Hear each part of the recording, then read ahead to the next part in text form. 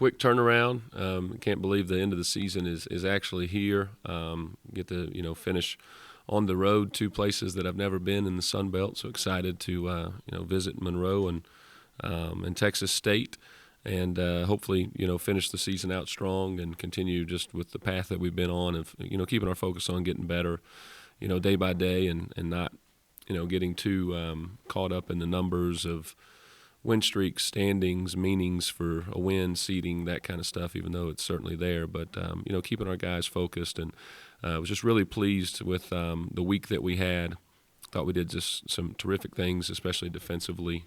Certainly took care of the ball in both of those games and really shared it. And then on Saturday, when we obviously didn't shoot it as well as we were capable, found a way to make just enough winning plays down the stretch. And so keeping our guys fresh and confident as we head into this final week and see if we can finish it strong. And Sean was just in here talking about similar topic, which when you're both in first place, you can do that. But, he talked about, they clinch regular season, and it's kind of all to him about being process-oriented and getting better and not focusing so much on the other things. Like, obviously, you guys can do some things, clinch some things this week, but how do you kind of keep your guys focused on the same things as, hey, we've been getting better every week here, let's continue to do that and not worry about the other things? Well, I would tell you, I try to learn as much from Coach O as I can, and I heard he was wearing a vest today, so I got in the closet and I got invested myself and came in and put this on so that I could try to mimic him a little bit. But no, I think we both try to do the same thing, right? I got to say, he and I hit it off so well when we first got here, and it's an unbelievable blessing to have a guy like that, okay, who's an elite basketball coach just down the hall and who has been here and done it the right way and having the success that he and his team are having. And so I do try to learn from Sean a lot, and we do a lot of the same stuff when it comes to being very process-oriented. I think that's a core belief of both of us. And, how do you do it? You don't change your approach, right? Whether we're practicing in June, we're getting ready for a scrimmage in October, we're playing a non-Division I in December, or you're certainly at the top of the standings in the final week as you head into, get ready for March. You don't really change your approach at all, right? You coach to a standard, and he and I both use that term a lot. We've got it above our practice facility that the standard is the standard, and that's not going to change no matter where you sit within your standings, your win streaks, what each game could mean for seeding, and you just focus on that. And so delivering on that, it comes in every rep, right? Like, we're going to reset a drill if we don't do it correctly, no matter what our record is, no matter who we're playing. It's the standard is going to be the same. And so he and I really share in that sentiment and that core value, and that's where we just try to keep our guys focused. And I think the more consistent you can be with that, and the more detailed that you can be with coaching to the standard, regardless of where you are in the season, it does allow you to be process oriented. I wanted to ask you about Elijah. He had a good week this week, and one thing he's done here recently is played a lot of minutes for you. He's been over 30 minutes in 2 of his last 3 games. Had only done that once in the first 26 games. But what does that – talk about what he means to your team when he's on the floor. We talk so much about the guards, but with him being out there, I don't think people realize how much that opens up for the guards and everything else. But he means so much when he's on the floor, doesn't he? He does. We do talk about the guards a lot, and rightfully so. But he's involved. He has the second highest usage rate of any player on our team, even though that may not always show up in points per game and shots and things like that. But he's getting screen assists. He's commanding attention in the post. He's delivering in the post. He's drawing double teams. He's such a focal point of our offense and what we do, and then he's getting better and better defensively. And even the game the other day against Georgia Southern, the very first play of the game, they tried to go elbow ISO and attack him. He did a masterful job of guarding someone who was a little bit faster than him that could have been a mismatch problem and turned it into a turnover. And so he's really grown as a player, right? And he is playing a lot of minutes right now, and so part of that is he's playing really well. And some of it, EB, we got to get a little bit more defensively out of him, because that's where he can really change the game for us. And I think he's he's working in the right direction. But Elijah deserves tons of credit because he does all of the little things that go into making everybody else better, and he's certainly impacting our winning right now. One stat that a lot of fans don't really look at is free throws and free throw percentage, and that you lead the Sun Belt right now in free throw percentage in league games. Obviously, it showed up big in the game on Saturday.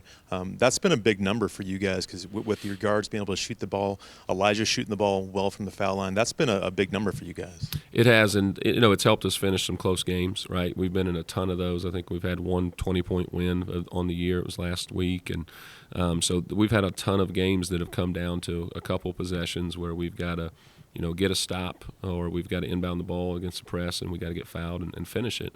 And that has been a difference maker for us. And so it's certainly helps you kind of get over the hump in the margins when you got guys that can do that. And Elijah has been a big part of that. AJ's been a big part of that. Those guys stepping up. And so when you've got your interior players are typically who people are going to try to foul at the end of the games. They're certainly the ones that are getting in there, getting the offensive rebounds and finishing in the paint, and giving themselves a few more opportunities to get to the line. So it is a huge difference maker when they're converting those. What are your thoughts on ULM, and what have you seen so far to them? I think they're a talented team. I know they're a little bit depleted right now just in terms of their overall numbers. I think dressing 7 guys at the moment. But they're a hard matchup for us, and people may not always understand that. But they got big physical guards who can just go get their own. And, sometimes that can be a difficult thing for us. I think sometimes from an individual defensive standpoint, we're getting better, but I think we're a better conceptual defensive team. I think that with how our guys have really locked into scouting as of late and applying what we're trying to do, we can show them, hey, these are the patterns, these are the things that this team likes to run, but let's build these very specific habits and take that away, and then you end up having a terrific defensive performance like you did against Georgia State, holding them to one of their lowest totals of the season. That's probably not going to be the game against ULM, right? They're going to have guys that can just go get their own, and so we're going to have to really take terrific pride in our individual defense. Fighting over screens, contesting shots, finishing possessions, and then as of late they've been playing a lot more zone, and so I think just continuing to keep our attacking mindset and really sharing the ball and making the defense collapse no matter what they're in, especially when they're in zone, and then getting second chance opportunities is going to be important. Dave had Noah on post-game after the game, and he was saying how the first road win was like a huge kind of momentum shift for this team. Is that something you kind of sense, and how big was that kind of getting that monkey off the back and really kind of propelled this team to play much better basketball?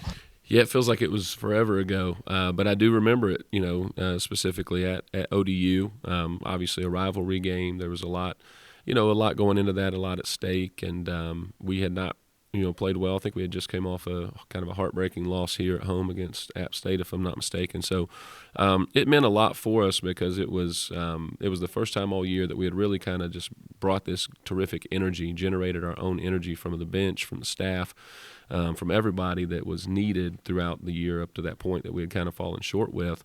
And then it was a terrific response, right?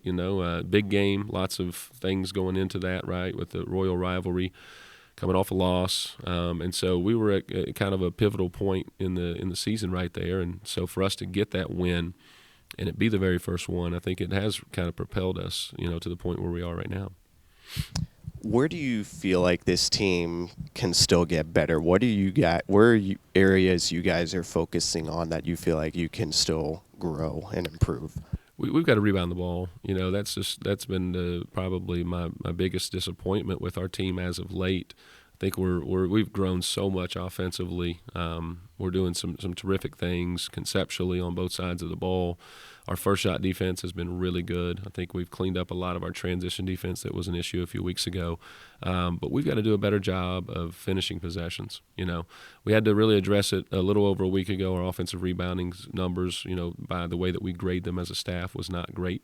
And so I think we've certainly gotten better with that helped us win the game on Saturday. But we got out-rebounded by 12. We gave up 17 offensive rebounds. Those are not good numbers. And they put a lot of pressure on your shooting. And, you've got to find a way to win games when you're not shooting, and it gives you – or making shots, rather. But it's even more difficult if you're not rebounding like you're capable. So it might be a little bit of a random question, but I just kind of noticed, these last 2 games, at ULM, at Texas State. Correct me if I'm wrong. I believe they're going to be your longest road trips of the season, and they're coming right at the end of the season. Have you noticed that at all? Do you have any thoughts just on that? Yeah, we don't have a lot of control over the conference schedule. It's certainly, there's so many different, factors, that go into the conference schedule. I bet you there's a lot of people that would trade with us right now, right? They may have better travel but don't like their opponents, or maybe they just played them last week, and so it's never going to be perfect. We've got a little bit of a gap between a Tuesday and a Friday. I like the fact that they moved these games up, right, to give everybody an extra day of rest, travel, prep to get prepared for the tournament the following week. But we're fortunate here. We're going to be able to travel the right way. And our administration puts us in position to be able to have some first class travel that allows you to be as efficient as you can, to get down there and get prepared. So we're going to try to not keep our focus on that. Like I'm bringing some movies. I'm going to bring some movies for the bus between Monroe and Texas State. Big 300 guy. I don't know if you ever seen the movie 300, elite movie. We'll probably watch that on the way. So, You mentioned last week how you kind of thought it was probably going to hit your players on senior night, that things were kind of coming to an end. Was that the case? And if so, kind of how are you trying to get them a little bit more refocused as you prepare to hit the road? Yeah, we talked about it yesterday. We normally don't do anything on Sundays, but with the quick turnaround, we came in, we watched film of Saturday's game, and before we started watching the clips, that's what I began with. I just praised our guys. I said, first of all, our seniors. It is an emotional day, right? There was a lot of distraction, and I don't mean that in a bad way, right? Rightfully so. It was a lot of distraction and a lot of emotion. And for them to be able to come out and not allow that to break their focus, but to really, sharpen it. And then for the rest of the guys that it wasn't their senior day, that they really, they did a great job for those seniors. And so that's how you want to respond, right? It can be just an emotional, distracting type of day for every team in the country, but I was really pleased with how our guys responded to that. And then just keeping, our focus, right, and kind of said, hey, that was the challenge going into Saturday's game, and there's different distractions as we sit here on Monday and go into the final two games of the season. But let's use the experience that we had of handling that distraction the right way as we prepare for these couple opponents here. What will A.J. Smith mean in this final week, especially with these last two games and the rebounding struggles you were talking about? We need a lot of guys to be more like A.J., right? We need him to go in there and mix it up and rebound and do it at the rate that he does, because he's an elite rebounder on both sides of the ball. We talked about A.J. In the post game on Saturday. He just makes so many winning plays that aren't always going to show up. He's shooting the ball well. He's making his free throws. He's rebounding. He's defending. He's generating turnovers. He's doing a lot of things to impact winning, and that's become contagious amongst our team, because now everybody's focusing on making winning plays. And then, when you do that collectively as a team, everybody ends up kind of shining, and you get the shots you're supposed to, and you play a little bit more efficiently. But he's been a huge catalyst, with our team with that, and we'd expect him to keep that up as we finish up the season. To see the players go out there when Noah, is receiving all of those are galvanizing moments for your team. How does that make you feel as a coach to see those type of things happen organically, maybe? Yeah, absolutely. Obviously Noah's family's back in Washington. Difficult to get out here for one game, and so for his teammates to kind of step up so that he's not walking out there by himself, and just the joy that they had was really impactful. And for Noah, he was out last season, and we kind of talked about it a little bit last week. He hasn't had the greatest experience in college basketball, so for him to be able to kind of go out like that and to play really well, he had a really nice game for us.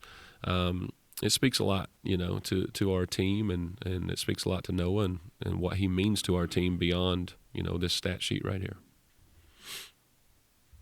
Kelly, you got a question? Yeah, Coach, South Alabama loses later on Saturday. Were you guys watching that as a staff, or was the team watching that, and what was the reaction to seeing that the ball's now in their court? I was at dinner with two of my buddies who came into town from Kentucky with my family, and was not looking at any scores.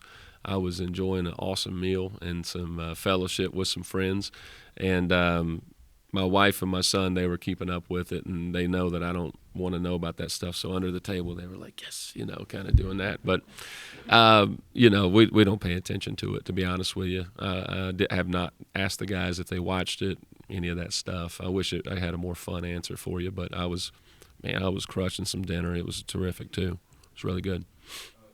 So, honestly, did you expect at the beginning of the year to be where you are now? With Boniak's coming back and a couple of outcomes?